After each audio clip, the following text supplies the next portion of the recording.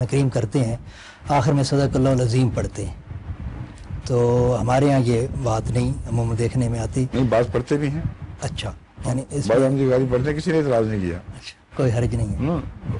ایک بات کی بات ہے، رسول اللہ صلی اللہ علیہ وسلم کے زمانے میں رواج نہیں تھا. جی، مگر جو سنت حسنہ ہو، جس پہ کوئی شرعی اعتراض نہ ہو اور اس کے اوپر کوئی اس میں کوئی سکم واقعہ نہ ہو، تو اس کے استعمال کرنے میں حرج بھی کوئی نہیں. اس لیے ہم جو نہیں کہتے اس لیے کہتے ہیں کہ ہمارے نزدیک حضرت صلی اللہ علیہ وسلم کے زمانے میں جو قرآن کے حوالے سے مسلک قائم ہو گیا وہ سب سے خوبصورت مسلک ہے، اسی کے ساتھ رہنا چاہیے.